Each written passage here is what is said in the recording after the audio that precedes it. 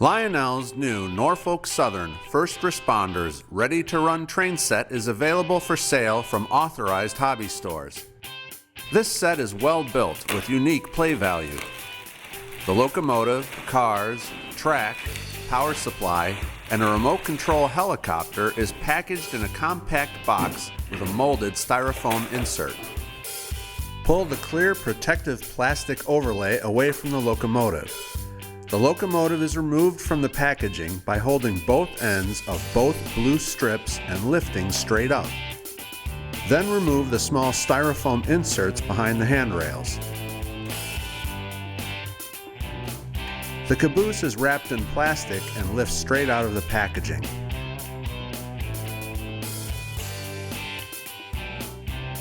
The boxcar is wrapped in tissue paper and is also lifted out of the packaging.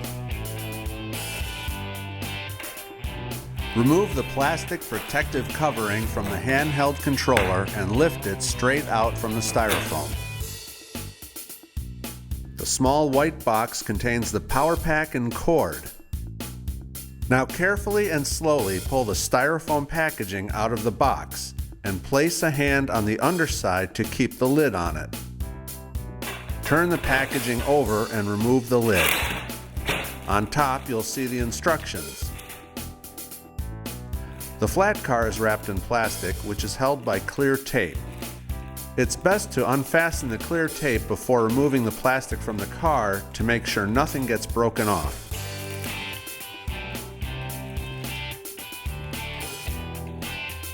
Then remove the tank car and pull off the plastic covering.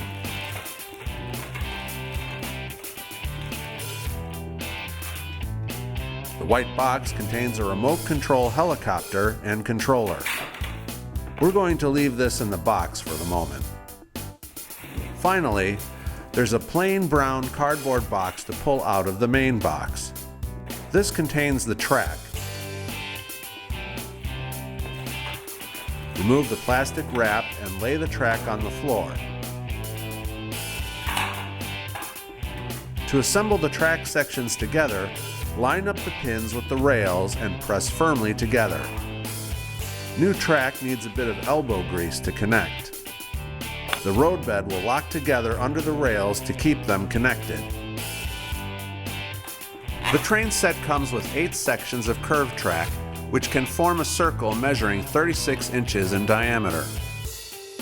There are also 4 straight sections of track, which can create a 36-inch by 56-inch oval or a 46-inch by 46-inch square-shaped track pattern. One of the straight sections has a round receptacle for the barrel connector to power the track. Another straight section includes the new Plug Expand Play receptacle, which enables you to easily add a Plug Expand Play accessory. Time to open up the helicopter. It is secured to a cardboard backing by twist ties.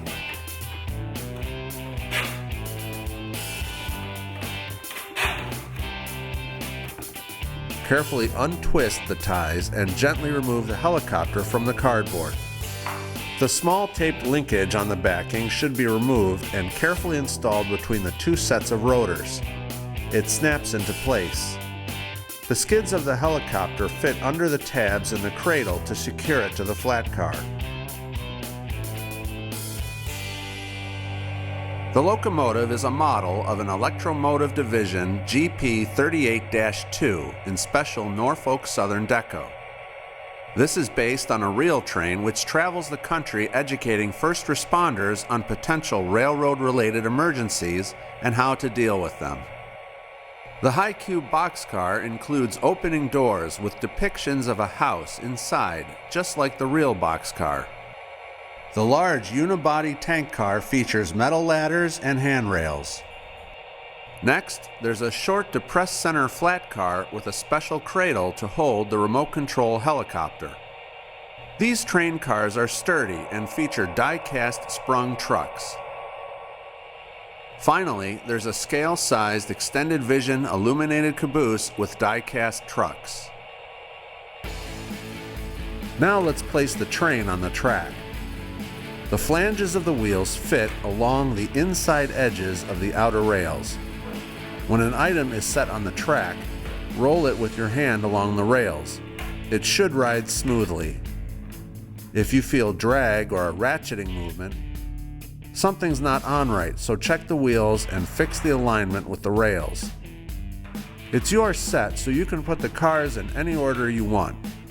But the set as advertised has the boxcar, then the tank car, followed by the flat car, and finally the caboose.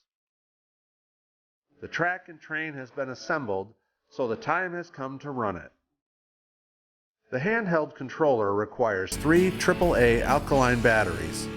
Make sure the batteries are inserted as depicted in the controller. Then secure the plate back into place. Remove the power pack from the white box.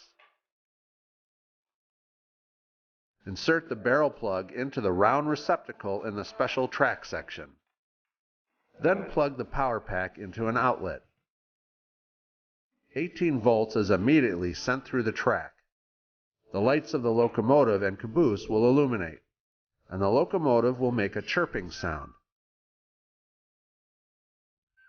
That means it's searching for a controller.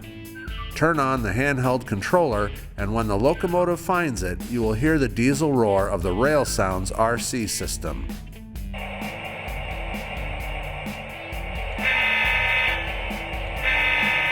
To move the train and speed up, turn the dial to the right.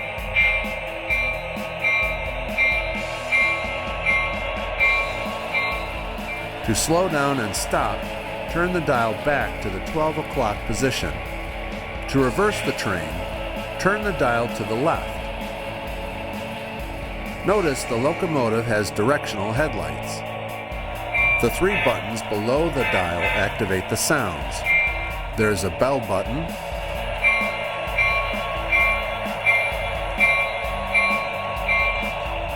there's a conductor announcements button, let's get our chopper in the air and this train on the move, and there's a horn button. There are 3 different announcements when the locomotive is parked, and 2 additional announcements when the locomotive is in motion. Good job, Dave. Returning to basics. The handheld controller is designed to run only this locomotive, but it can also control identical NS First Responder locomotives. The engine and cars have operating couplers at each end, which can be remotely activated by adding an uncoupling track section. This special track section is not included in the set. The couplers can also be opened by pressing down on the small tab. This locomotive has Bluetooth technology, which means you can run it with a compatible device like a smartphone. Open the App Store and search for Lion Chief to install the free app. When you launch the app, you may get prompted to turn on the Bluetooth feature of your device. You need to have Bluetooth enabled to run the train with the app. Plug the power pack in and the device should see the locomotive. Make sure your handheld controller is turned off or the device won't be allowed to pair with the locomotive.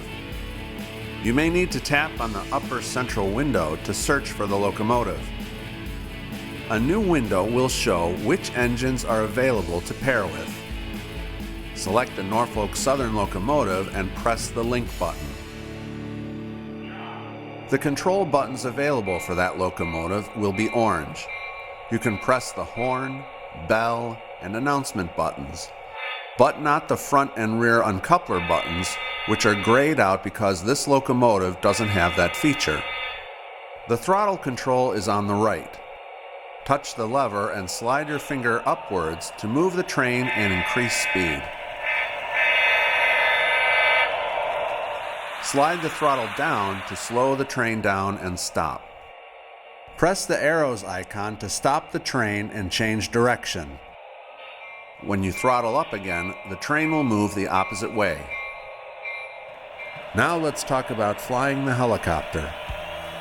The remote control helicopter is not made by Lionel, and the set we opened did not include instructions for operating it. If you have experience flying a remote control helicopter or a drone, that will certainly help.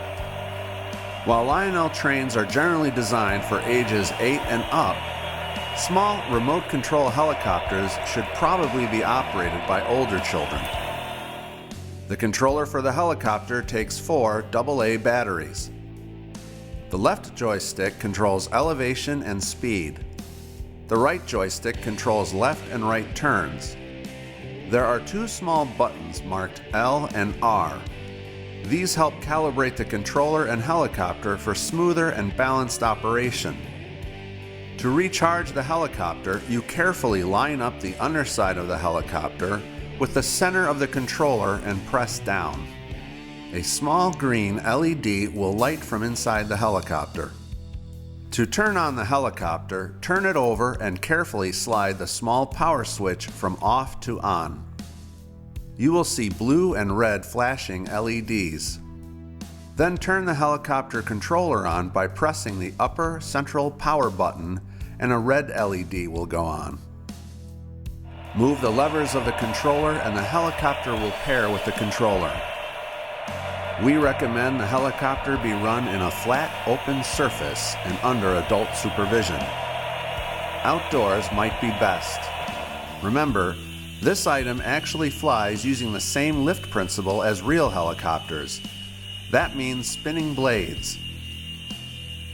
If the helicopter approaches anyone or anything, just kill the throttle and let it drop.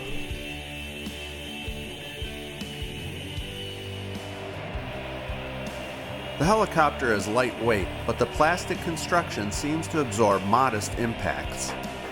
If a blade comes off from a rough landing, chances are it can be snapped back into place.